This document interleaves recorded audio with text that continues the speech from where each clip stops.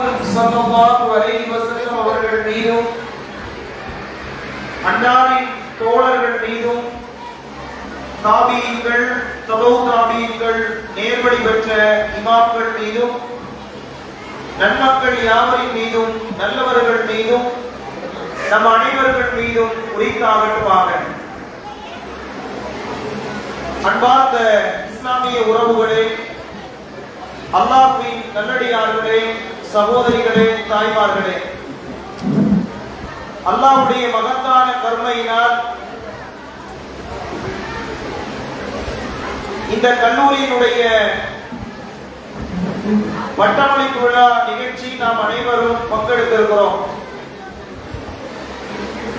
இந்த வாய்ப்பை நல்கிய வல்ல ரஹ்மானுக்கு நாம் அனைவரும் நன்றி கூறுவதற்கு கடமைப்பட்டிருக்கிறோம். அன்பார்ந்த சகோதரிகளே, தாய்மார்களே, மனிதர்களாக இருக்கக்கூடிய நாம் வாழ வேண்டிய இடங்கள் என்று பார்க்கிற போது 3 இடங்களில் நாம் வாழ வேண்டி இருக்கிறது. அதில் முதலாவது வாழ வேண்டிய இடம் துன்யா என்று சொல்லப்படக்கூடிய இந்த உலகத்தில் நாம் வாழ்ந்து கொண்டிருக்கக்கூடிய இந்த வாழ்க்கை. இந்த வாழ்க்கையிலே இறைவன் ஒரு குறிப்பிட்ட நாளுக்கு பிறகு மரணத்தை நமக்கு தர இருக்கிறார். நம்மோடு வாழ்ந்த எத்தனையோ நபர்கள் இந்த உலகத்தை விட்டு மரணித்து விட்டிருக்கிறார்கள். மரணித்த அவர்களுக்கும் ஒரு வாழ்க்கை இருக்கிறது. அது மன்னரை என்று சொல்லப்படக்கூடிய அடுத்த கட்ட வாழ்க்கை. அடுத்ததாக மன்னரையில் வாழக்கூடிய நபருக்கு அடுத்த கட்ட வாழ்க்கை என்னவென்று சொன்னால் மறுமை என்கிற வாழ்க்கை இருக்கிறது. இப்படி ஒவ்வொரு மனிதனுக்கும் இறைவன் 3 விதமான காலகட்டங்களில் வாழ்க்கையை இறைவன் கொடுக்கிறார். இந்த வாழ்க்கையிலே எது நிரந்தரமான வாழ்க்கை, எது தற்காலிகமான வாழ்க்கை, எந்த வாழ்க்கையிலே முழுமையான பேரின்பத்தை பெற முடியும் என்கிற தெளிவான வழிகாட்டுதலை இஸ்லாம் மட்டுமே நமக்கு கொடுத்திருக்கிறது.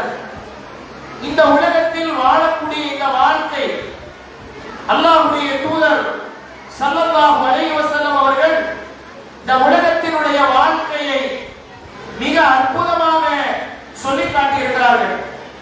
எந்த அளவுக்கு சொல்லி இருக்கிறார்கள் என்று பார்க்கிற போது இந்த உலகத்தினுடைய வாழ்க்கை என்பது 60க்கும் 70க்கும் இடைப்பட்ட நிலையில் இருக்கிறது என்று சொன்னார்கள். என்னுடைய உம்மத்தாருடைய வயது 60 அல்லது 70க்கு இடைப்பட்ட வயது என்று பெருமானார் குறிப்பிட்டு காட்டினார்கள். இந்த உலகத்திலே வாழக்கூடிய நாம் இந்த உலக வாழ்க்கையை எப்படி நினைக்கிறோம் என்று சொன்னால் ஒரு பெரிய ஒரு நிரந்தரமான நிலையான முழுமையான இன்பத்தையும் நாம் உள்ளத்தில் தோன்றக்கூடிய ஆசைகள் நிறைவேறக்கூடிய ஒரு வாழ்க்கையாக நினைக்கிறோம். அப்படி அல்ல.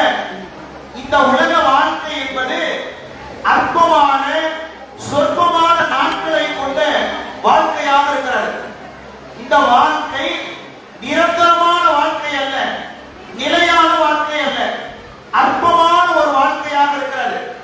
மறுமையோடு ஒப்பிட்டு பார்க்கிற போது நபி அவர்கள் சில உதாரணங்களை கூறினார்கள். அதிலே அவர்கள் சொன்ன உதாரணங்களிலே மிக முக்கியமானது இந்த உலக வாழ்க்கை இருக்கிறது அல்லாஹ்வுடைய பார்வையிலே கொசுவினுடைய ரெக்கையை விட அற்பம் என்றார்கள். எது விட? கொசு இருக்கிறது, கொசுவினுடைய ரெக்கை. அந்த ரெக்கைக்கு மதிப்பு இருக்கிறதா? அந்த ரெக்கையை விட அற்பமானது என்று பெருமானார் ஸல்லல்லாஹு அலைஹி வஸல்லம் அவர்கள் இந்த உலக வாழ்க்கையை சொல்லி காட்டியிருக்கிறார்கள். ஒரு நாள் மதீனாவினுடைய கடை வீதியிலே நடந்து சென்றார்கள். தன்னுடைய தோழர்கள் அருகாமையில் இருக்கிற போது ஒரு செத்த ஆடு மதீனாவினுடைய கடை வீதியிலே தெருக்களிலே கிடக்கிறது. அந்த ஆட்டுக்கு காது சிறுத்து போய் இருக்கிறது, செத்து போய் இருக்கிறது. அல்லாஹ்வுடைய தூதர் அந்த ஆட்டை தன்னுடைய இடது கரத்தால்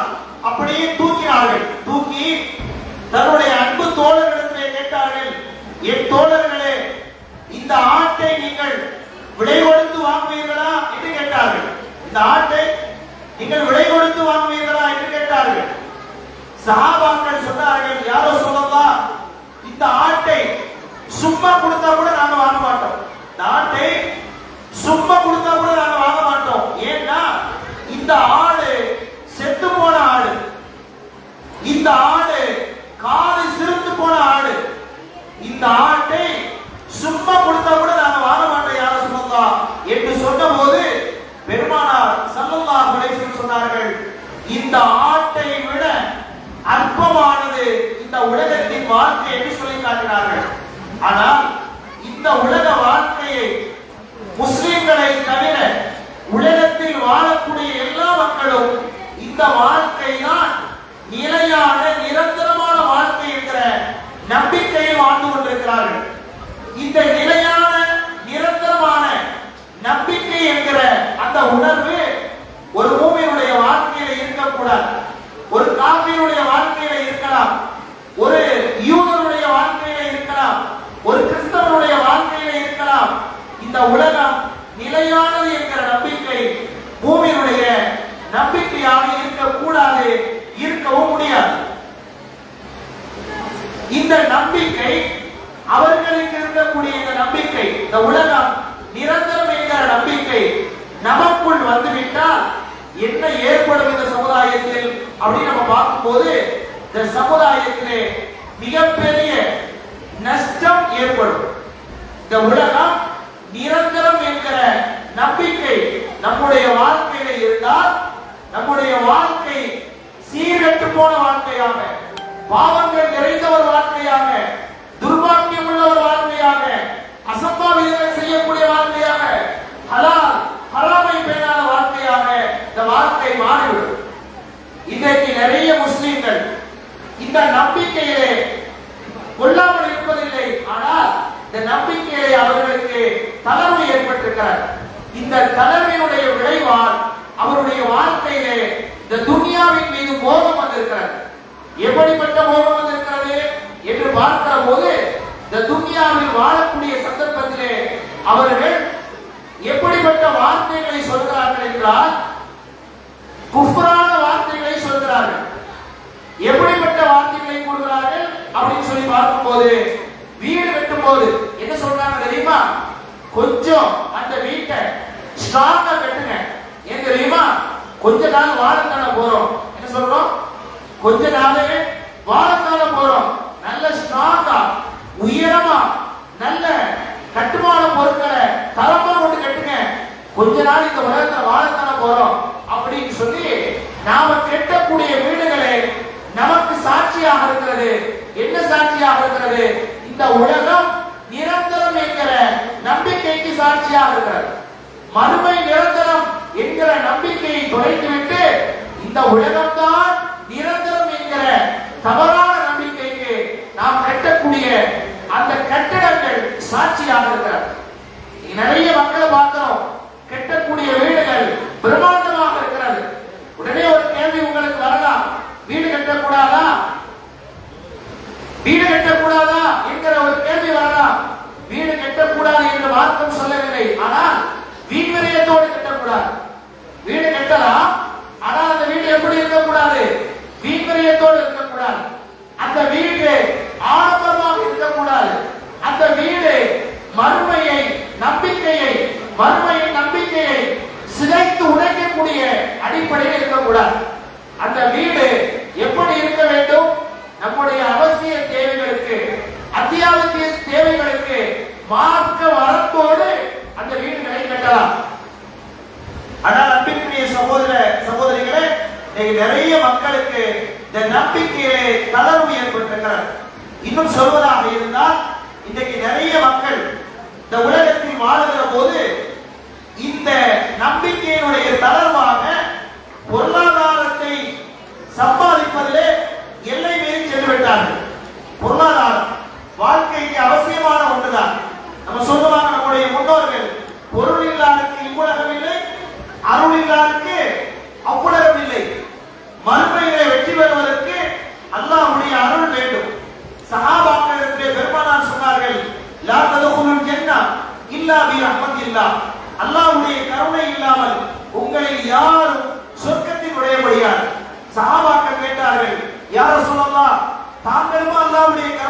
செய்தால் சொர்க்கம் செல்ல முடியும் அப்படின்னு கேட்டபோது அல்லாஹ்வுடைய தூதர் ஸல்லல்லாஹு அலைஹி வஸல்லம் சொன்னார்கள், அல்லாஹ் தன் கருணையால் என்னை அரவணைத்துக் கொண்டார். இப்ப மறுமையிலே வெற்றி பெறுவதற்கு அல்லாஹ்வுடைய அருள் தேவை. இந்த உலகத்தில் வாழ்வதற்கு பொருளாதாரம் என்பது தேவையாக இருக்கிறது. அதுதான் சொல்றாங்க, அருள் இல்லாதற்கு அவ்வுலகம் இல்லை, பொருள் இல்லாதற்கு இவ்வுலகம் இல்லை. இந்த உலகத்தில் வாழ்வதற்கு பொருளாதாரம் அவசியம். ஆனால் அந்த பொருளாதாரத்தை ஈட்ட வேண்டும் என்று மார்க்கம் சொல்கிறது. சம்பாதிக்க கூடாது, உழைக்க கூடாது, சேமிக்க கூடாது. மறுமைதான் நமக்கு நிலையானது என்கிற நம்பிக்கையிலே உழைக்கவோ சம்பாதிக்கவோ முயற்சி செய்யவோ பொருளாதாரத்தை சேகரிக்கவோ கூடாது என்று மார்க்கம் சொல்லவில்லை. மார்க்கம் சொல்கிறது, தொழுகை முடிந்துவிட்டால் பைதா குலியத்தி ஸலாத்து ஃபத்தஷிரு ஃபில் அர்த், ஜும்மாவுடைய நாளிலே தொழுகை முடிந்துவிட்டால் அல்லாஹ்வுடைய அருளை தேடி நீங்கள் புறப்படுங்கள் என்று மார்க்கம் சொல்கிறது.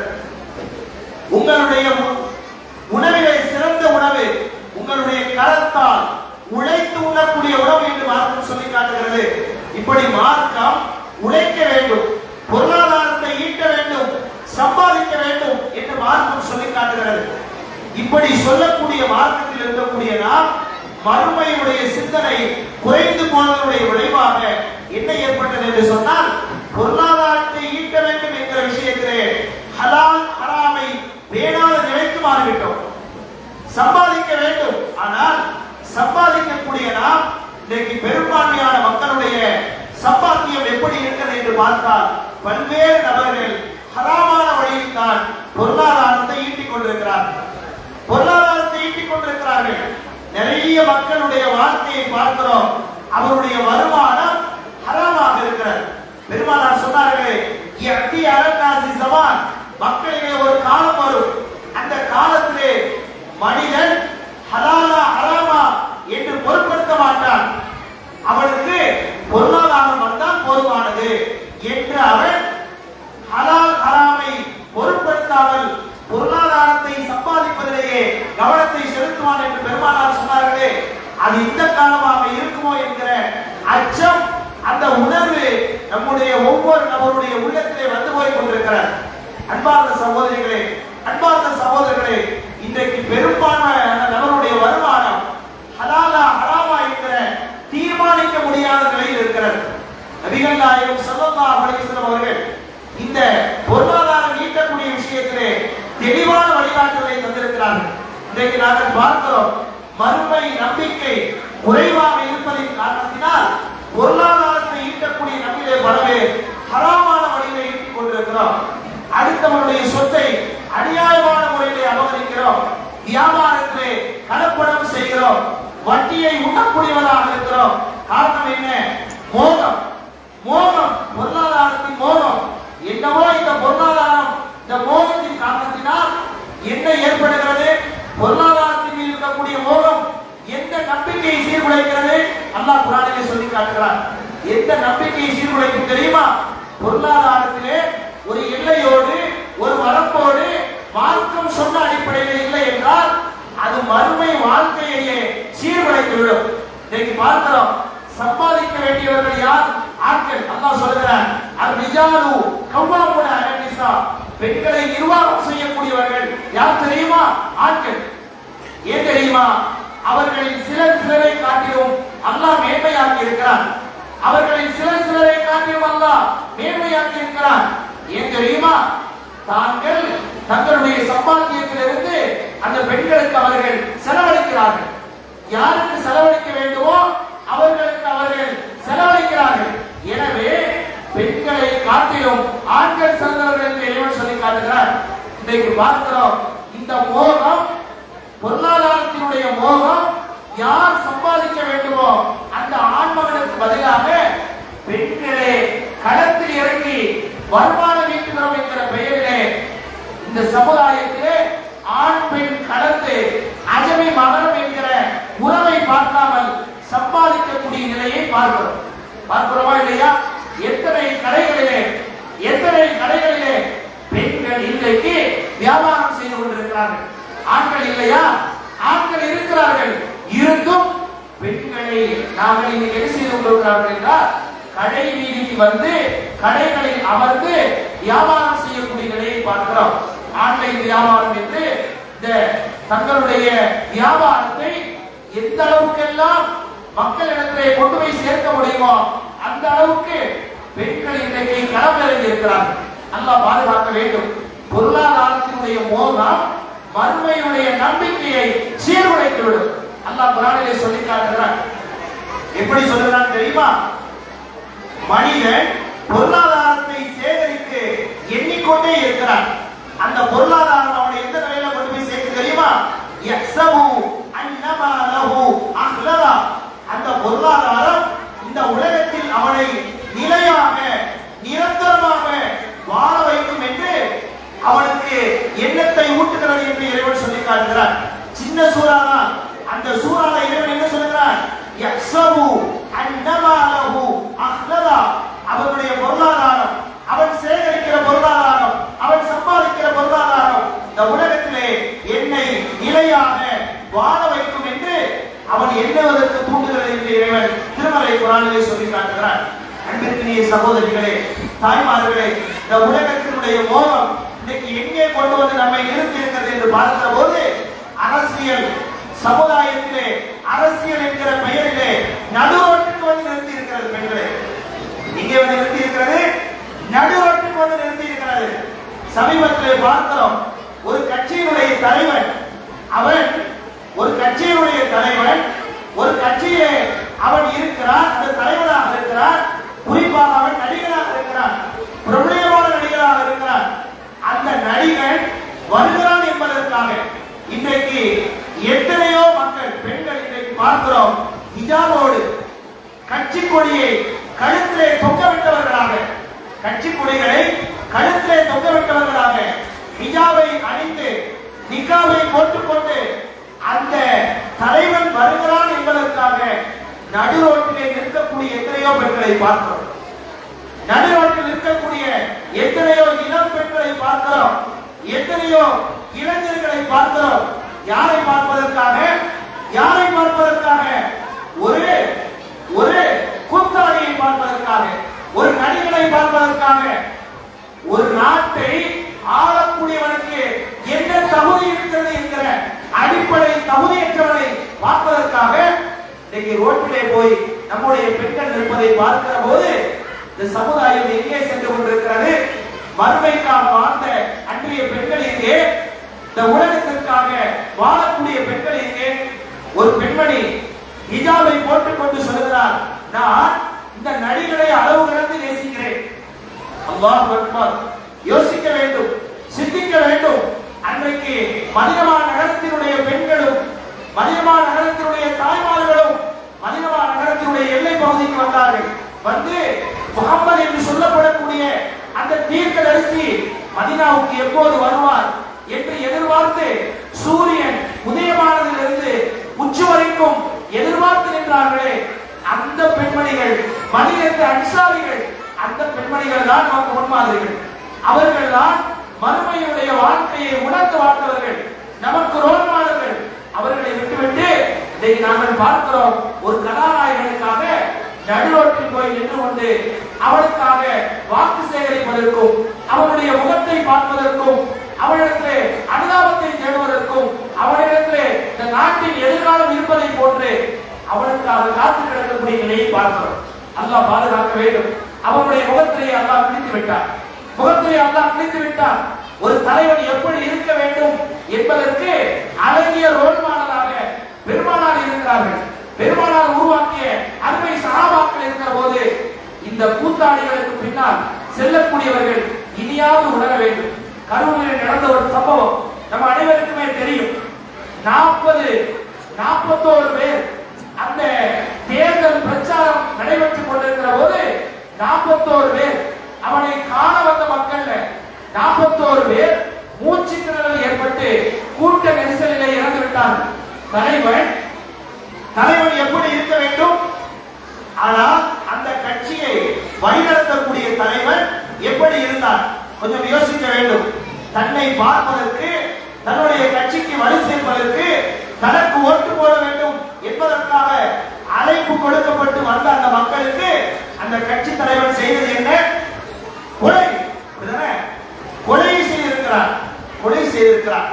இவனை நாம் தலைவன் என்று நினைத்துக் கொண்டிருக்கிறோம்.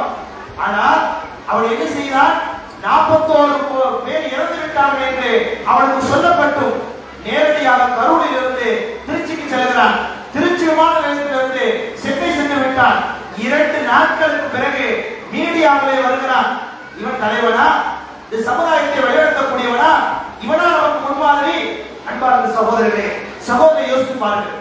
பெருமானார் ஸல்லல்லாஹு அலைஹி வஸல்லம் அவர்கள் அழகிய முன்மாதிரி. லக்கத் கான லக்கும் ஃபீ ரசூலில்லாஹி உஸ்வத்துன் ஹஸனா. திட்டமாக அல்லாஹ்வுடைய தூதரிடத்திலே அழகிய முன்னுதாரணம் என்று அல்லாஹ் சொல்லி காட்டுறார். அல்லாஹ்வுடைய தூதர் ஒரு யுத்தத்திற்கு தன் தோழர்களை அழைத்து சென்றார்கள். யுத்தம் முடிந்தது. தோழர்களை பார்த்து கேட்டார்கள், யாரை தேடுகிறீர்கள் என்று கேட்டார்கள். சஹாபாக்கள் தேடும் போது சொன்னார்கள், இன்னார் இன்னாரை எல்லாம் தேடுகிறோம் என்று சொன்னார்கள். பிறகு பெருமானார் கேட்டார்கள், யாரை தேடுகிறீர்கள் என்று கேட்டார்கள். அப்போதும் சஹாபாக்கள் சொன்னார்கள், யா ரசூலல்லாஹ் இன்னார் இன்னாரை தேடுகிறோம் என்று சொன்னார்கள். 3வது முறை கேட்டார்கள், யாரை போர்க்களத்தில் தேடுகிறீர்கள் என்று. அப்போது சஹாபாக்கள் சொன்னார்கள், யா ரசூலல்லாஹ் நாங்கள் தேடி முடித்து விட்டோம், இனி யாரையும் தேடுவதற்கு இல்லை, எல்லோரையும் தேடி முடித்து விட்டோம் என்று சொன்னார்கள். அப்போது அல்லாஹ்வுடைய தூதர் தேட ஆரம்பித்தார்கள். தேட ஆரம்பிக்கும் போது அந்த சஹாபாக்கள் வந்து நபியிடத்தை கேட்டார்கள், யா ரசூலல்லாஹ் தாங்கள் யாரை தேடுகிறீர்கள்? இந்த கேள்வி எங்க பார்த்து கேட்டீங்க? யா ரசூலல்லாஹ் இப்போது தாங்கள் யாரை தேடுகிறீர்கள்? அப்போது அல்லாஹ்வுடைய தூதர் சொன்னார்கள், என் அன்பு தோழர் போர்க்களத்துக்கு என்னோடு வந்த ஜுனைபியை நான் தேடுகிறேன் சொன்னாங்க. என் அன்பு தோழர் ஜுனைபி ரலியல்லாஹு அன்ஹு அவரை நான் தேடுகிறேன்.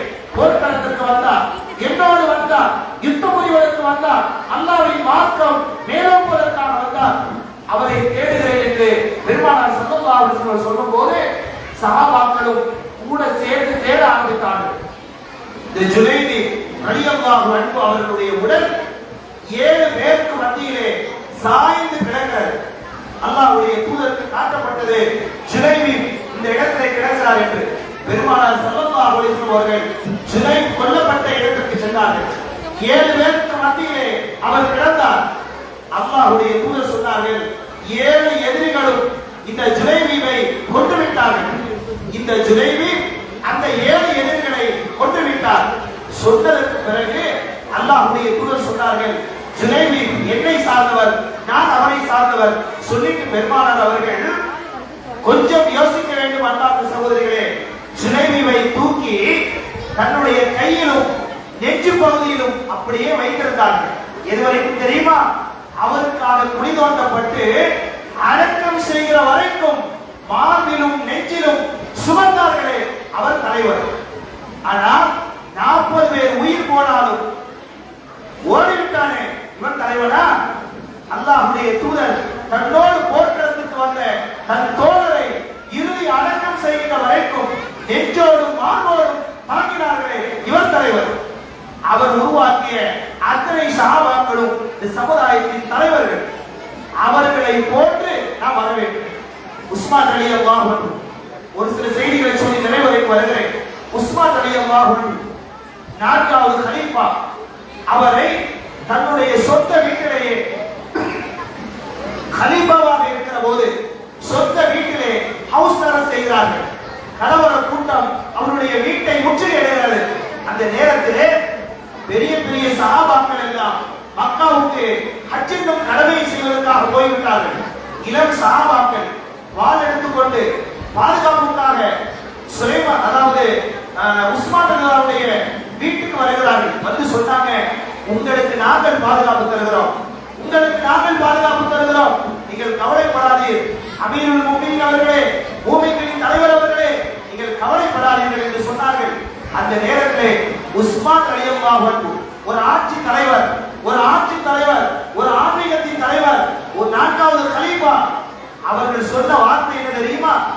இந்த உஸ்மானுக்காக இந்த பூமியிலே இரத்தம் சிந்துவதை நான் விரும்பவில்லை, ஒரு உயிரும் இந்த உஸ்மானுக்காக மாண்டு போவதை விரும்பவில்லை, யாரும் எனக்கு பாதுகாப்பு கொடுக்க தேவையில்லை, நீங்க போங்க அனுப்பிட்டாங்க. இவன் தலைவரா? அல்லது ஓடிவிட்டானே ஒரு அரசியல் தலைவன், ஒரு நடிகன், அவன் தலைவரா? கொஞ்சம் யோசித்து பாருங்கள் அன்பார்ந்த சகோதரிகளை, தாய்மார்களே. நாளைக்கு இதே பிரச்சாரம் நமது ஊரிலே நடந்தால் கொஞ்சம் நம்முடைய ஈமானை இழந்து விடக்கூடாது, நம்முடைய ஒழுக்கத்தை இழந்து விடக்கூடாது, எல்லாவற்றுக்கும் மேலாக உயிரை இழந்து விடக்கூடாது. உயிரை இழந்து விடக்கூடாது. அந்த 41 பேரிலே ஒரு பெண்மணி இறந்திருக்கிறார். அது யார் தெரியுமா? முஸ்லிம் சமுதாயத்தை சார்ந்த ஒரு பெண்மணி இறந்திருக்கிறார். சில பெண்கள் ஹிஜாபோடு ஹாஸ்பிடலில் அவர்கள் அட்மிட் செய்யப்பட்டிருக்கிறார்கள். சமுதாயம் எங்கே சென்று கொண்டிருக்கிறார்கள்? ஏன் இந்த நிலை? நாளைக்கு இதே போன்ற ஒரு பொதுக்கூட்டத்திலே நம்முடைய முஸ்லிமான ஆண்களும் பெண்ணும் சென்று தன் கொள்கை இழந்து, தன் ஒழுக்கத்தை இழந்து, தன் கோட்பாடுகளை இழந்து, தன்னுடைய தன்மானத்தை இழந்து, தன் உயிரை இழந்து விட்டால் வறுமை நிலை என்னவாகும்? ரசூலுல்லாஹ் என்ன சொன்னார்கள்? வலா தமூதுன்ன இல்லா வ அன்தும் முஸ்லிமூன். நீங்கள் மரணிக்கிற போது முஸ்லிம்களாகவே அன்றி மரணிக்க வேண்டாம் என்று வசிய செய்தார்களே, அந்த பெருமானாருடைய சொல்லை கேட்கவில்லை என்றால் உங்களுக்கு துர்மரணம் ஏற்பட்டுவிடும். அங்கு சென்று நீங்கள் உயிரை விட்டால் வறுமையுடைய நிலை என்ன? ரசூலுல்லாஹ் என்ன சொன்னாங்க? ஒரு முஸ்லிம், ஒரு மனிதன் எவ்வாறு இறந்தானோ அவ்வாறே எழுப்பப்படுவார். நாளைக்கு மறுமை நாளிலே அல்லாஹ்வுடைய சன்னிதானத்திலே எழுப்பப்படும் போது ஒரு நடிகரை பார்ப்பதற்காக, ஒரு கூத்தாடியை பார்ப்பதற்காக நான் சென்று கூட்ட நர்சிலே செத்து விட்டேன் அல்லது என்னுடைய மகன் செத்து விட்டார் என்று சொல்வதற்கு திராணி இருக்கிறதா? சொல்லத்தான் முடியுமா? யோசித்து பார்க்க அன்பார்ந்த சகோதரர்களே, நம்முடைய நிலைமை எங்கே சென்று கொண்டிருக்கிறது? எனவே இந்த சமுதாயத்திற்கு என்ன தேவை என்று பார்க்கிற போது மார்க்கத்தினுடைய அடிப்படையான அறிவு கொண்டு போய் சேர்க்கப்பட வேண்டும். நோய்கள் அதிகமாகிவிட்டது சமுதாயத்தில், நோய்கள் அதிகமாகிவிட்டது. மருத்துவர்கள் இல்லை. நோய் என்றவுடன் நீங்க நினைக்கிற உலகத்தின் பாதையுடைய நோய் அல்ல. நாம் சொல்லக்கூடிய நோய் பாவங்கள் அதிகமாகிவிட்டது. பாவங்கள் அதிகமாகிவிட்டது. அந்த பாவங்களை எடுத்து சொல்லி சமுதாயத்தில் சீர்திருத்தம் செய்வதற்கு இன்றைக்கு ஆட்கள் இல்லாமல் இருக்கிறார். மருத்துவர்கள் இல்லை. நோய் அதிகமாகிவிட்டது, பாவங்கள் அதிகமாகிவிட்டது. இந்த பாவங்களை பாவம் என்று சொல்வதற்கு, அதை தவறு என்று கூறுவதற்கு, சரியான முறையிலே குர்ஆன் சுன்னாவின் அடிப்படையிலே வழிநடத்துவதற்கு இன்றைக்கு சமுதாயத்தில் ஆட்கள் இல்லை. எனவே இன்றைக்கு பட்டம் பெறக்கூடிய அத்தனை மாணவிகளும், ஏற்கனவே பட்டம் பெற்றவர்களும், சமுதாயத்தின் தலைவர்களும் அவர்களுக்கு இருக்கக்கூடிய பொறுப்பு என்ன தெரியுமா? நாளை ஒரு உயிர் அநியாயமான முறையிலே, மார்க்கத்திற்கு முரணான அடிப்படையிலே எவனுக்காகவும் இந்த உயிர் சென்றுவிடக் கூடாது என்கிற அக்கறை கொண்டிருக்கக்கூடிய ஒவ்வொரு நபரும் இந்த மார்க்கத்தினுடைய செய்திகளை நாம் மக்களுக்கு கற்பிப்பதற்கு கடமைப்பட்டிருக்கிறோம். இது போன்ற பல்வேறு இன்ஸ்டிடியூட்களை உருவாக்க வேண்டும். உருவாக்கி இந்த சமுதாயத்திலே மார்க்கத்தின் அறிவை கொண்டு போய் சேர்க்க வேண்டிய பொறுப்பும் கடமையும் ஒவ்வொரு நபருக்கும் இருக்கிறார். இந்த அகாடமி வைத்திருக்கிறார்களே, இந்த அகாடமி வைத்திருக்கக்கூடிய இந்த இருவருக்கு மட்டுமல்ல இந்த பொறுப்பு, இந்த சமுதாயத்தில் வாழக்கூடிய கடைக்கோடியில் இருக்கின்ற அனைவருக்கும் இந்த பொறுப்பு இருக்கிறது. அவர்கள் அனைவரும் தன்னுடைய வருங்கால சந்ததிகளை பாதுகாக்கின்ற பொறுப்பு உங்களுக்கு இருக்கிறது. குல்லுக்கும் ராணி வகுல்லுக்கும் மஸ்ஊலும் அன் ரஇயத்திஹி. உங்களிலே ஒவ்வொரு நபரும் பொறுப்புதாரிகள். பொறுப்பை குறித்து நாளைக்கு நீங்கள் விசாரிக்கப்பட இருக்கிறீர்கள். என் அருமை சகோதரிகளே, என் அருமை தாய்மார்களே, என்னுடைய சகோதரர்களே, அல்லாஹ்வின் நல்லடியார்களே, நீங்கள் மார்க்கத்தை படியுங்கள். மார்க்கத்தை உங்களுடைய குழந்தைகளுக்கு கற்றுக் கொடுங்கள். கற்றுக் கொடுத்து இது போன்ற நோய்களில் இருந்து உங்களையும் உங்கள் குடும்பத்தையும் பாதுகாத்துக் கொள்ளுங்கள். மறுமை அதுதான் நிலையானது. இந்த உலகம் நிலை அல்ல. இந்த உலகத்தை நினைத்து இந்த உலகத்தினுடைய ஓட்டத்திற்கு நீங்கள் உங்களை பறிகொடுத்து விடாதீர்கள், பலியாகி விடாதீர்கள். மறுமைதான் நிலையானது. அல்லாஹ் சொல்கிறார், வல் ஆகிரத்து கைரு வ அபகா. மறுமை இந்த உலகத்தை விட சிறந்தது. வ அபகா, நிலையானது இந்த வாழ்க்கை, நிலையானது இந்த வாழ்க்கை. ரசூலுல்லாஹ் அவர்கள் சொன்னார்களே, கந்தக் யுத்தத்தின் போது சொன்னார்கள், லா ஐஷ இல்லா ஐஷுல் ஆகிரா. மறுமை வாழ்க்கையை தவிர வேறு வாழ்க்கை உங்களுக்கு இல்லை என்று அன்சாரிகளையும் முஹாஜிர்களையும் பார்த்து சொன்னார்கள். அன்பிற்குரிய சகோதரிகளே, தாய்மார்களே, மறுமைக்காக வாழக்கூடிய மக்கள் நாம், அல்லாஹ்வை நம்பிக்கை கொண்ட மக்கள் நாம், மறுமையை நம்பிக்கை கொண்ட மக்கள் நாம். இந்த உலகத்தை கொண்டு மறுமையை தேட வேண்டும். இந்த உலகத்தை வாழக்கூடாது என்று மார்க்கம் சொல்லல. இந்த உலகத்தை கொண்டு எதை தேடு? மறுமையை தேடு. இந்த உலகத்தை கொண்டு படைத்தவனை தேடு.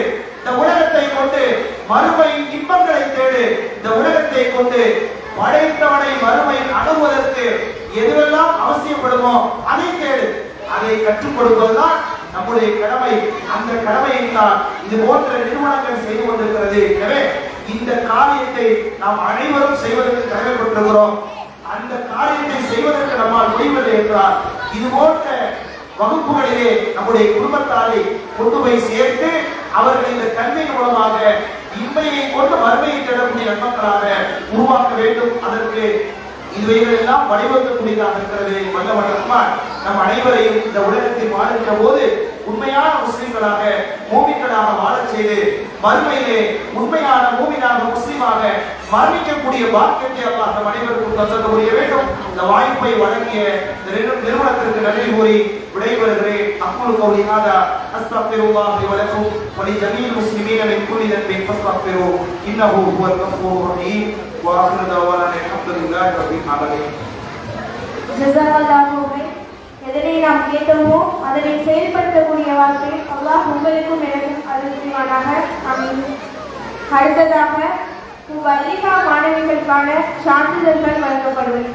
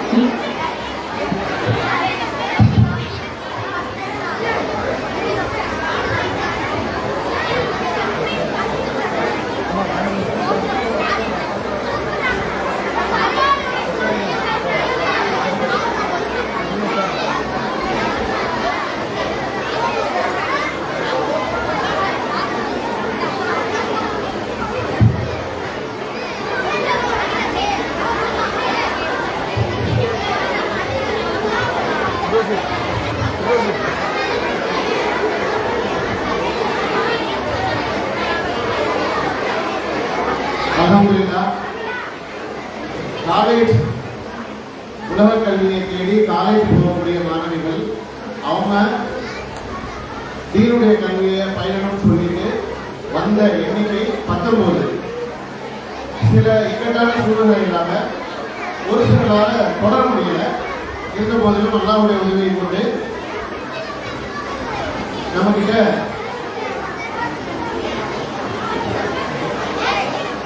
9 நபர்கள் சகோதரிகள் 9 பேர் முழுசா ஒரு வருட பாடத்தை முடிச்சாங்க. அதுல 7 பேர் அந்த கல்வியை தொடர செய்யறாங்க. அதாவது இப்போ அவங்க 2ஆம் ஆண்டுக்கு சென்றுட்டாங்க. ஸோ இப்போ வந்துட்டு முபல்லிகா அந்த ஒரு ஆண்டு நிறைவடைந்தவருக்கு நம்ம இப்போ அந்த முபல்லிகா சான்றிதழ் கொடுக்க போறோம்.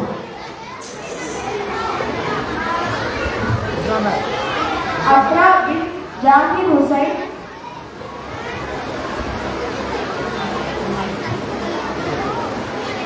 அல்லாஹு அக்பர், அல்லாஹ் அக்பர் சொல்லுங்கம்மா. அல்லாஹு அக்பர். இர்ஃபானா பின் முஹம்மது ஃபாரூக், அல்லாஹ் அக்பர். அல்லாஹ் அக்பர். महरिज बिन राफी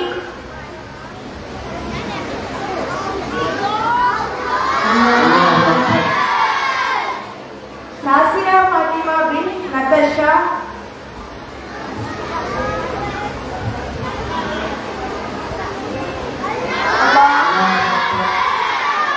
रिशमान बिन नूर मोहम्मद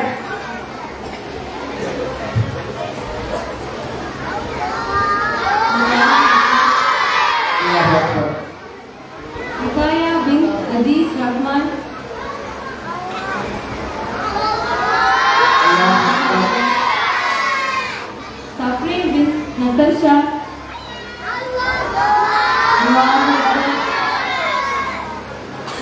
Samiha bin Sadiq,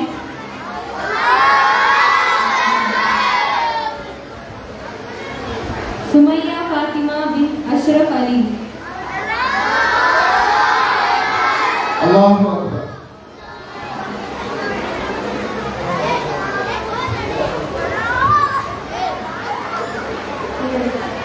ஜஸாக்குல்லாஹ் ஹைர் ஸதகல்லாஹு அலைஹி. அடுத்ததாக ஆலிமா மாணவிகளின் கிராஸ் மரண போட்டிக்கான பரிசுகள் வழங்கப்படும். பரிசுகள் வழங்குவதற்காக அல் ரஹ்மான் பள்ளி முதல்வர் சகோதரி மின்னத் ஃபாத்திமா அவர்களை மேடைக்கு அழைக்கின்றோம்.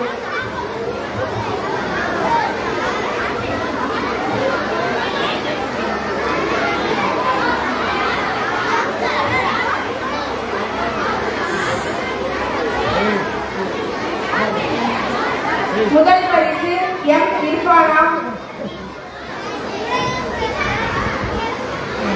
இரண்டாம் பரிசு ஏ ஆஷிஃபா என் நாசிரா ஃபாத்திமா, இரண்டாம் பரிசு ஏ ஆஷிஃபா என் நாசிரா ஃபாத்திமா. அல்லாஹ் அக்பர் எங்க போச்சு? அல்லாஹ் அக்பர்.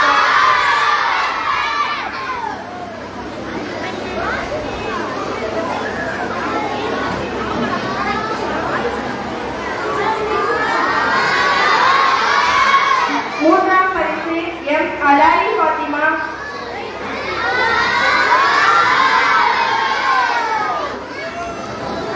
ஊக்க பரிசாக ஹஜ் ஜரீனா ஃபைரி என் ஃபௌசியா,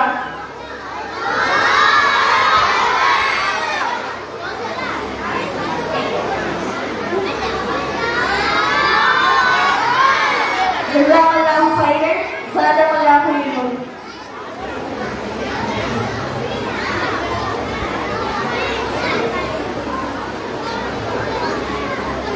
இதனை அடுத்து ஒரு ரிசு முழுமையாக சிறந்த தரத்தில் ஒப்பித்த மாணவிகளுக்கு சான்றிதழ்கள் மற்றும் குர்ஆன் மனன போட்டியில் வெற்றி பெற்றதற்கான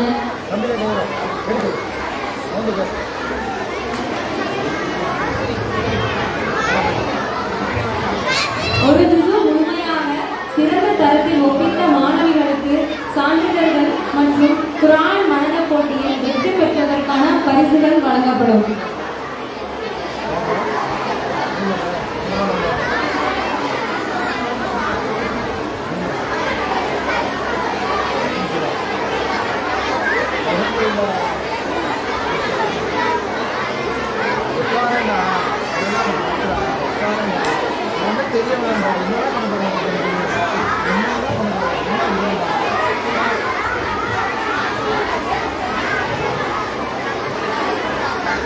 அல்ஹம்துலில்லாஹ்.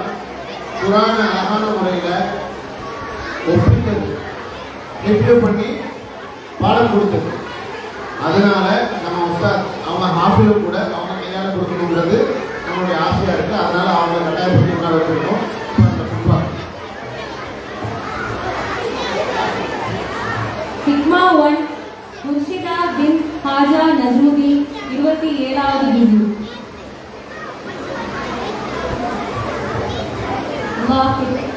அல்லாஹ் அக்பர். அஃப்னான் ஈஷா பின் இஜாஸ் அஹ்மத் 29வது ஜுஸு.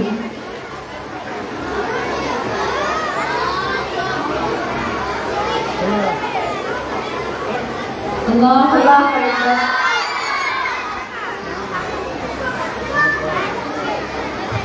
அஃப்ரி ஃபாத்திமா பின் அப்துல் காதர் 30வது ஜுசு.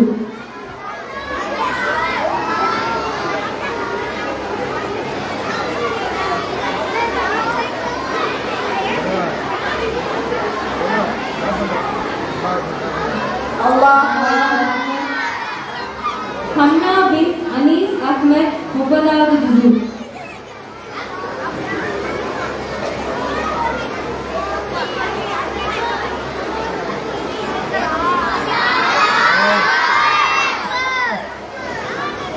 ஹிக்மா 2 ஹாரிஷா பின் ஹாஜா முஹைதி 30வது ஜுசு.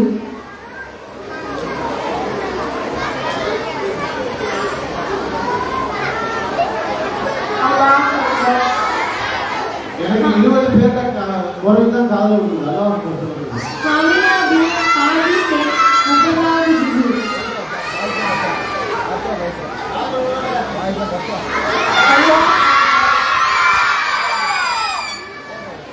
ஹிக்மா 3 ஃபரா பின் அன்வர் சதாத் 27 மற்றும் சூரா ஆல் இம்ரான்.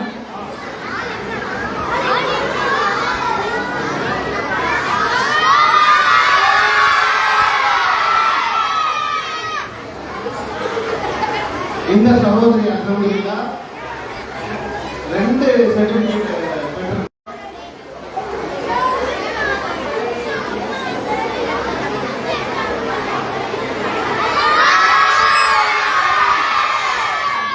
ஹிக்மா 4 ஹனா மரியம் பின்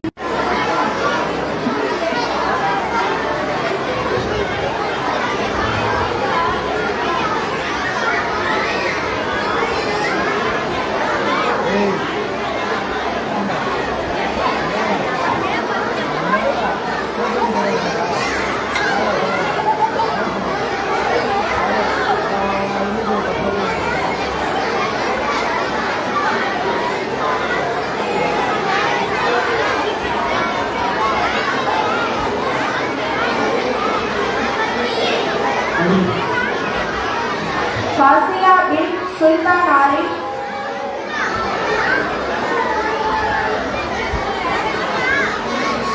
ஃபாசிலா பர்வீன் பின் சுல்தான் ஆரிஃப் ஃபௌசியா பேகம் பின்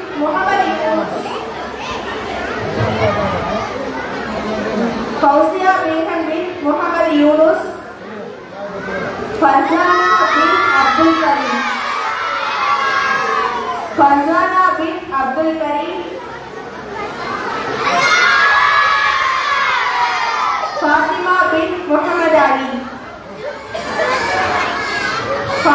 பின் முகமது அலி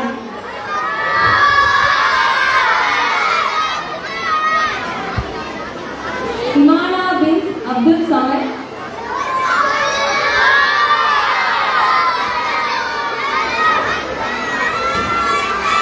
ஜோஹரா ஷஃபானா பின் நாகூர் பிச்சை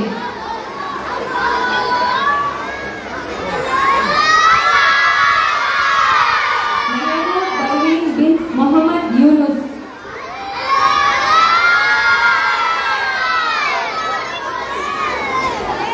ரோபினா பானு பின் ஷாஹா ஹமீத்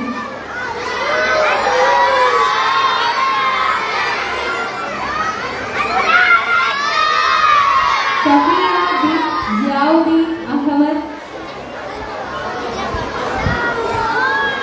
சித்திகா பின் பஷீர் அஹமத்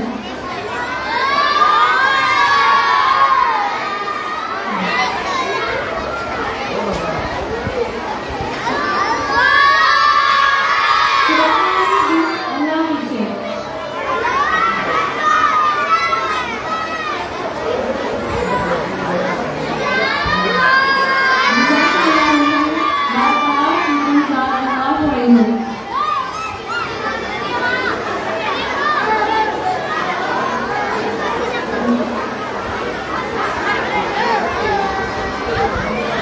அடுத்ததாக ஆசிரியர்களுக்கான 5 ஆண்டு அர்ப்பணிப்புடன் பணியாற்றியதற்கான சான்றிதழ் வழங்கப்படுகிறது.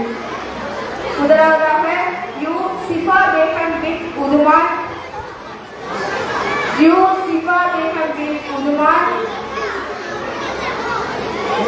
அல்லாஹு அக்பர். சதகத்துல்லா, எஸ் ஆசிகா பின் சதகத்துல்லா, எம் ஃபாத்திமா பின் முகமது அலி, எம் ஃபாத்திமா பின் முகமது அலி,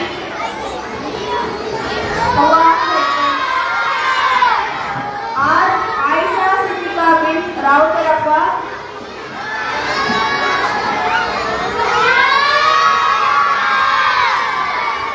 ஜி நஜ்லா பின் குலாம்.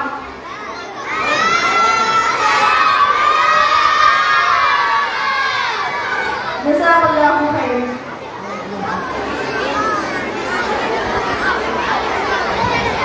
அடுத்ததாக தந்தை பிள்ளைகளுடைய கல்வி அதிகம் கவனத்துடனும் ஆர்வத்துடனும் ஆசிரியர்களுடன் தொடர்பு கொண்டு சிறந்து விளங்கிய பெற்றோருக்கான பரிசுகள் வழங்கப்படும்.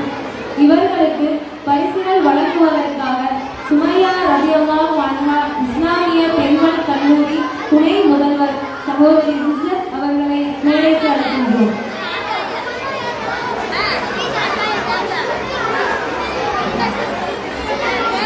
முதலாவதாக ஹிக்மா 4 முஹ்சின் அம்மா நபீலா.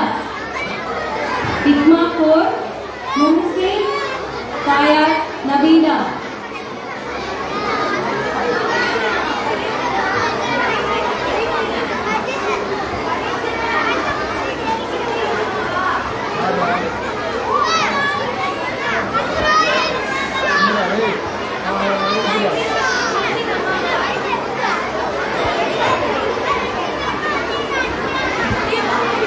ஹிக்மா 3 ஃபரிஹா தாயார் ரீமா பானு. ஹிக்மா 3 எஸ் ஃபரிஹா தாயார் ரீமா பானு. ஹிக்மா 2 அப்துல் ஹசீன் உடைய தாயார் ரிஹானா பர்வீன். ஹிக்மா 2 அப்துல் ஹசீன் உடைய தாயார் ரிஹானா பர்வீன். ஹிக்மா 1 எம் பாரிஸ் உடைய தாயார் சமீஹா. ஹிக்மா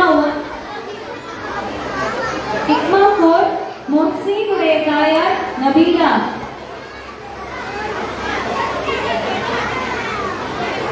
ஹிக்மா 1 எம் பாரிஸ் உடைய தாயார் சமீஹா. ஹிக்மா 1 எம் பாரிஸ் உடைய தாயார் சமீஹா. ஹிக்மா 1 ஆர் ரிஃபாஸ் உடைய தாயார் சுமையா பர்வீன். ஹிக்மா 1 ஆர் ரிஃபாஸ் உடைய தாயார் சுமையா பர்வீன். ஹிக்மா 1 எம் ஹுமைரா உடைய தாயார் தஸ்லீம் சஃப்ரா. ஹிக்மா 1 எம் ஹுமைரா உடைய தாயார் தஸ்லீம் சஃப்ரா.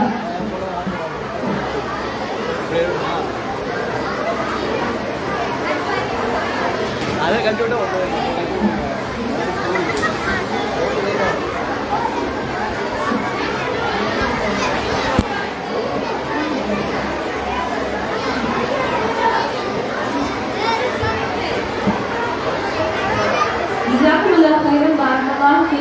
அடுத்ததாக சிறந்து விளங்கிய மாணவர்களுக்கான பரிசுகள். ஹிக்மா 1 ஃபாரிஸ், ஹிக்மா 2 ஹாரிசா. ஹிக்மா 1 ஃபாரிஸ்,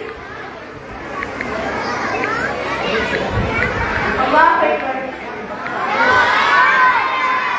ஹிக்மா 2 ஹாரிசா. அல்லாஹ் அக்பர். தம்பிகளா என்னாச்சு?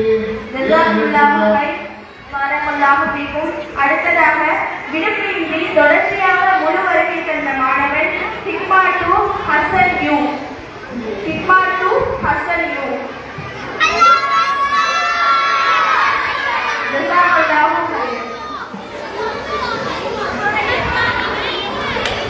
அடுத்ததாக குர்ஆன் மனன போட்டியில் வெற்றி பெற்றவர்களுக்கான பரிசுகள் வழங்கப்படும். ஒரு ஜுசு மனனம் செய்த மாணவர்களுக்கு பரிசுகள் வழங்கப்படும். ஹிக்மா 1 அல் பக்ராவில் ஒரு ஜுசு மனனம் செய்த மாணவி முதல் பரிசு 100 கன்வானா.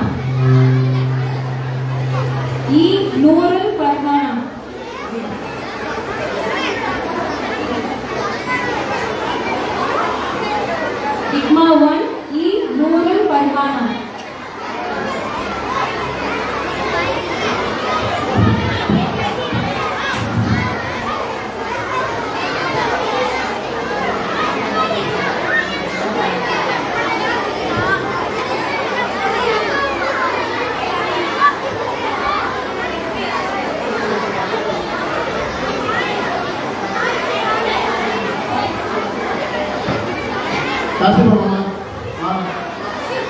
ஆசிபா மாமாவை கிடைக்கிறோம். பாய்ஸ் கீழே உட்காருங்க. அப்பா தம்பியா உட்காரு. One more exercise.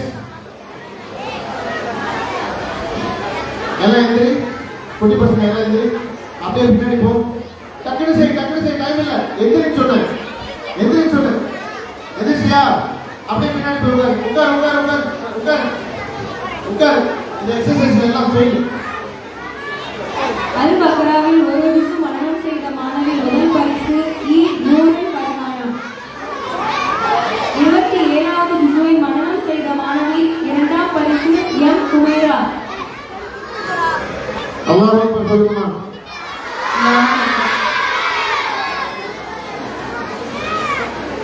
29வது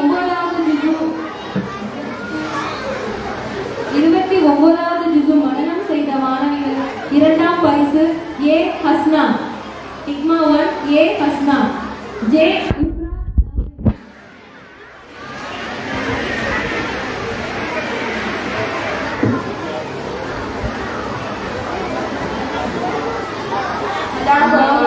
அல்லாஹ் அக்பர்.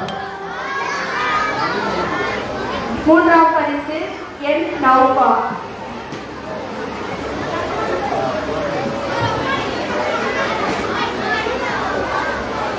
அல்லாஹ் அக்பர். ஊக்க பரிசு எஸ் சாஃபியா.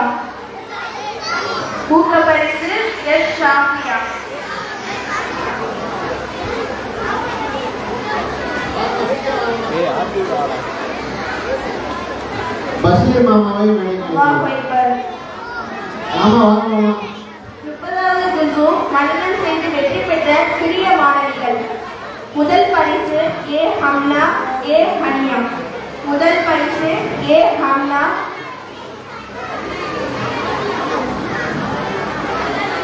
ஹிக்மா 1 சேர்ந்த மாணவி ஏ ஹம்னா ஏ ஹனியா.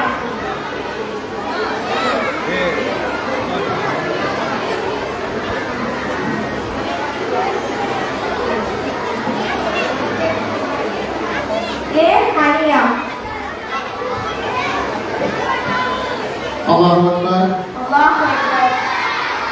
இரண்டாம் பரிசு எம் ஆமினா.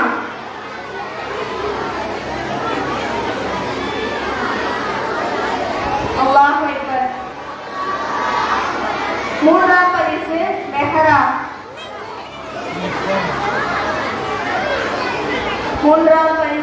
ஹிக்மா 1 சேர்ந்த மாணவி மெஹரா.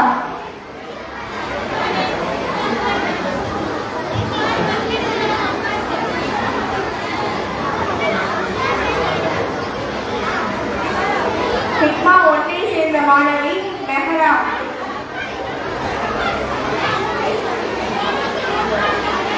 முப்பதாவது ஜுசு மனனம் செய்து வெற்றி பெற்ற பெரிய மாணவிகள் இரண்டாம் பரிசு ஹசானா. இக்மா 1 ஹசானா. இக்மா 1 சேர்ந்த மாணவி ஹசானா. மூன்றாம் பரிசு அல்லாஹ் அக்பர். மூன்றாம் பரிசு டி நாதிரா.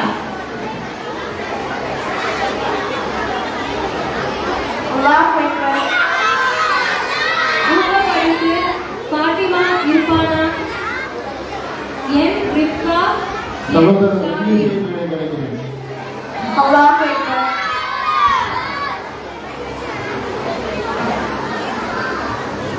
என் ரிஃப்கா என் ஷாஹின். அல்லாஹ் அக்பர். அல்லாஹ் அக்பர்.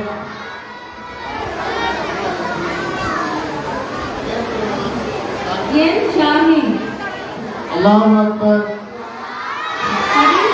ஹதீஸ் மனன போட்டியில் முதல் பரிசு பெற்ற மாணவி எம் ஹாஜரா.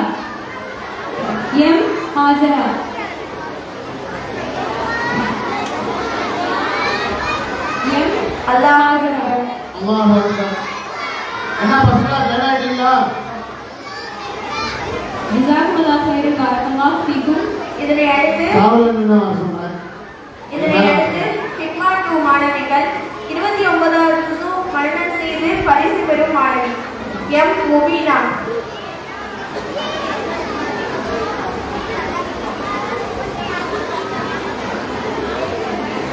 எம் முபீனா. அல்லாஹ்.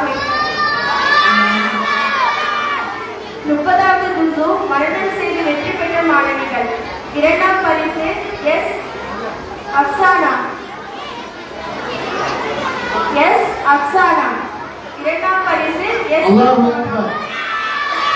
மூன்றாம் பரிசு ஆர் நௌபா.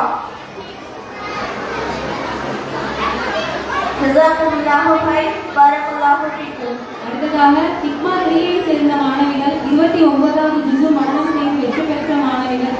இரண்டாம் பரிசு எஸ் ஹாசிமா. எஸ் ஹாசிமா. மேடைக்கு வாங்க. டிக்மா 3ஐ சேர்ந்த மாணவி எஸ் ஹாசிமா.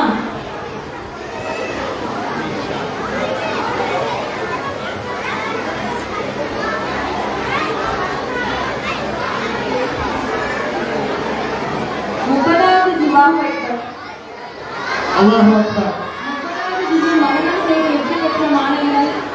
முதல் பரிசு எஸ் ஹனீஃபா பர்வீன். எஸ் ஹனீஃபா பர்வீன். இரண்டாம் பரிசு எஸ் அஸ்மா. எஸ் அஸ்மா. மூன்றாம் பரிசு இ அஃப்ரீன். அல்லாஹ் அக்பர். இ அஃப்ரீன்.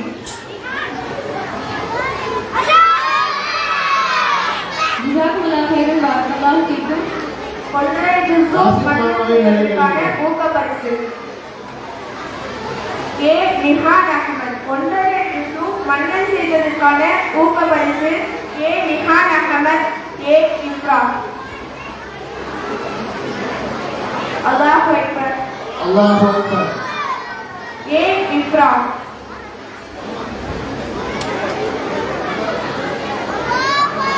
ஜஸாக்குமுல்லாஹு கைர். பாரக்கல்லாஹு ஃபீக்கும். இதனை அடுத்து ஹிக்மா 4 29வது ஜுசு மரணம் செய்து பரிசு பெறும் மாணவி ஏ சுமையா. தேவிகாவுடன் மேடைக்கு அழைக்கிறேன். 29வது ஜுசு மரணம் செய்து பரிசு பெறும் மாணவி ஏ சுமையா.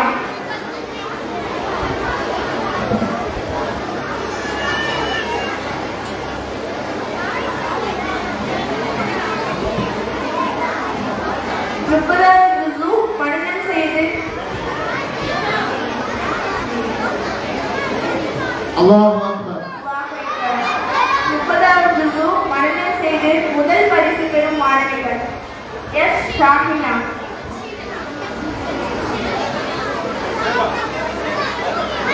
அல்லாஹ் அக்பர். ஜஸாக்குமுல்லாஹு கைர். பாரக்கல்லாஹு ஃபீக்கும். இதனை அடுத்து முக்கா ஜுசு மரணம் செய்த மாணவர்களுக்கான பரிசுகள் வழங்கப்படும். டிக்மா 1ஐ சேர்ந்த மாணவர்கள். முதல் பரிசு முகமது இம்தியாஸ். எஸ் முகமது இம்தியாஸ். முக்கா ஜுசு மரணம் செய்து வெற்றி பெற்ற சிறிய மாணவர்கள். முதல் பரிசு அல்லாஹ் அக்பர். முகமது இம்தியாஸ். இ தௌஹீத். இ தௌஹீத்.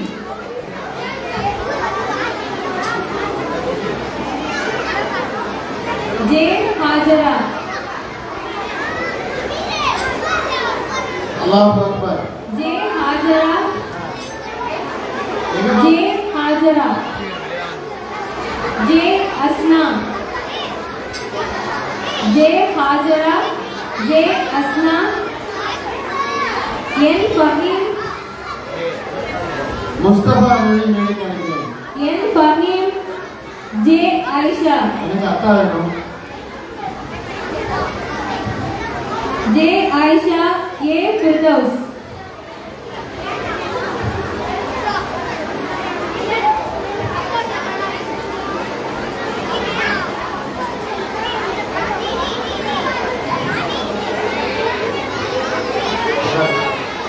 இரண்டாம் பரிசு எம் முகமது ஹபீஸ். எம் முகமது ஹபீஸ். என் முகமது நமீர்.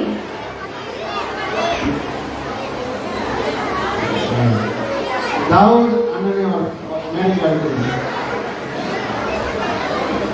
தாவூத் இப்ராஹிம் அண்ணன் வாங்க.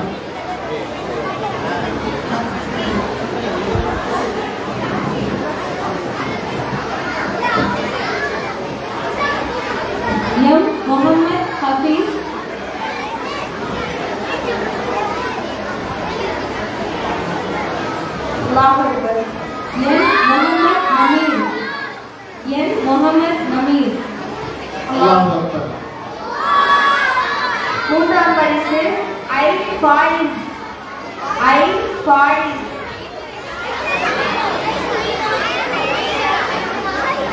அல்லாஹ் அக்பர். அல்லாஹ் அக்பர். ஊக்க பரிசு எம் முகமது முர்ஷித்.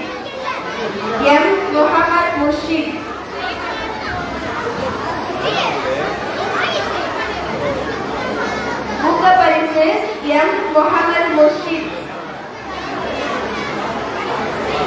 அல்லாஹ் அக்பர். அல்லாஹ் அக்பர். இமாமத்தை நன்மை மேடைக்கிறது. முக்கால் முழுதும் மனனம் செய்து வெற்றி பெற்ற பெரிய மாணவர்கள். முதல் பரிசு என் ஃபாசிலா.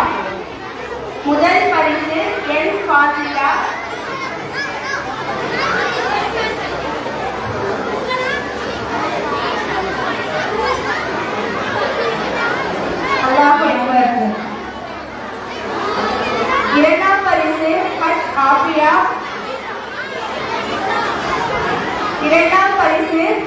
ஆஃபியா. ஊக்க பரிசு அஸ்பா.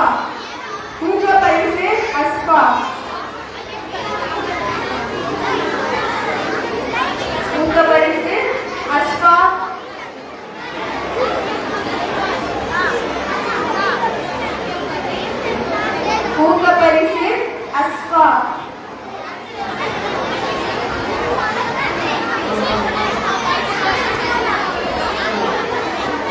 அல்லாஹ் அக்பர். ஜஸாக்குமுல்லாஹு ஹைர். பாரக்கல்லாஹு ஃபீக்கும். அடுத்ததாக இக்மா 2 ஐ சேர்ந்த முகாஜிசு மனனம் அபி செய்த முகமது வெற்றி பெற்ற திவான். மாணவர்கள். முதல் பரிசு எம் ஹம்தான்.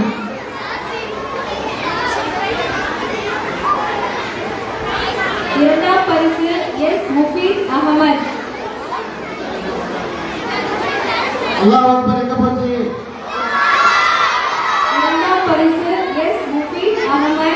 மூன்றாம் பரிசு M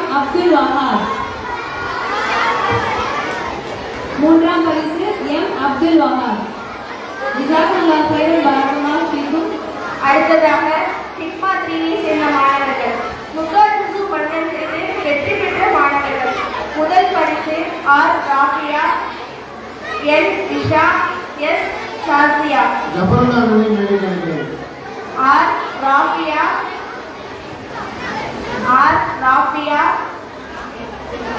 N Isha, S Shazia.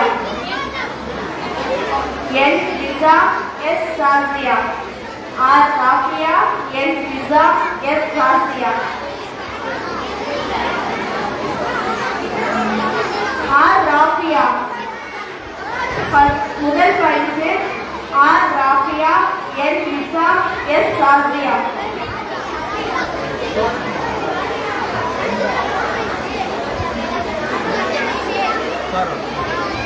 R Rafia. அல்லாஹ் அக்பர். எஸ் ஷாசியா. அல்லாஹ் அக்பர். இரண்டாம் பரிசு என் ஹஸ்னா, எஸ் ஹாஜரா. இரண்டாம் பரிசு என் ஹஸ்னா, எஸ் ஹாஜரா. மூன்றாம் பரிசு எஃப் நஸ்வா.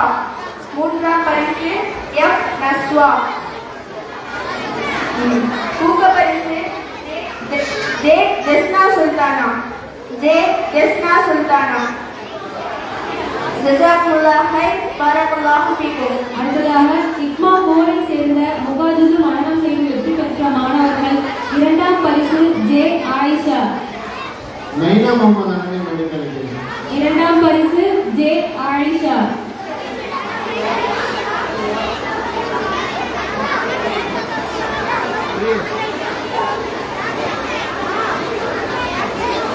இரண்டாம் பரிசு ஜே ஆயிஷா. அல்லாஹ் அக்பர். மூன்றாம் பரிசு கே ஜாசிர், எஸ் செரீம். மூன்றாம் பரிசு கே ஜாசிர். இங்கப்பா. அல்லாஹ் அக்பர். எஸ் செரீம். தம்பிகளா தங்கைகளா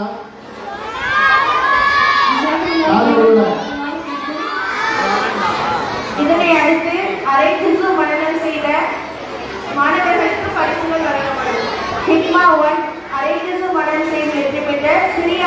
மாணவர்கள். முதல் பரிசு A Abdullah, M Mohammed Yunus, S Mohammed Thaiseer. A Abdullah, M Mohammed Yunus, S Mohammed Thaiseer. J Shaifan, M Asna, J Haseena. Engineer பிலாலை மேடைக்கு அழைக்கிறோம். பிலால் தம்பி. J Haseena, M Asna, J Haseena. Haj Asmina, Asma Lamiya, A Kadira, Asma Lamiya, A Kadira.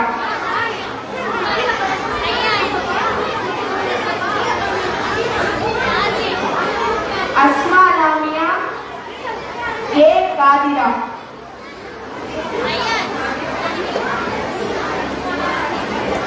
Allah Akbar.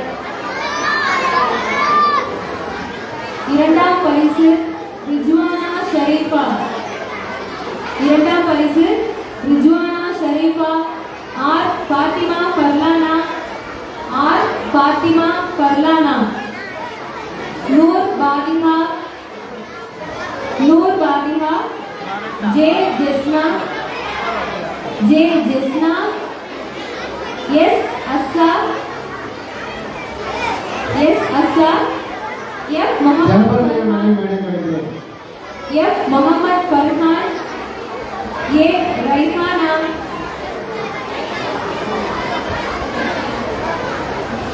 S Assa, F Mohammed Farhan,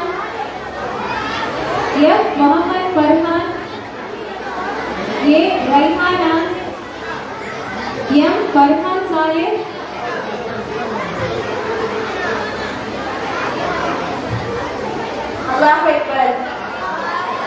அல்லாஹ் அக்பர். M Farhan Salih, A rayon.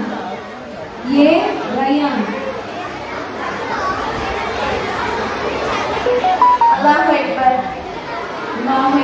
மூன்றாம் பரிசு Sara Fathima, A Sara Fathima, J Haji Mohammed, A Sara Fathima, J Haji Mohammed, A Asfiya Fareen, Sabira Shifana, A Asfiya Fareen, Sabira Shifana.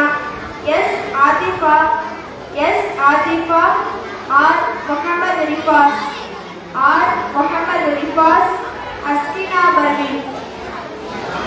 S Athifa, R Mohammed Rifas, Askina Parveen.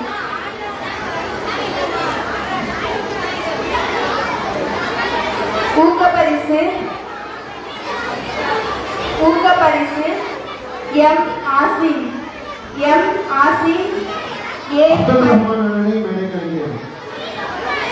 ஊக்கப்பரிசு எம் ஆசிம்.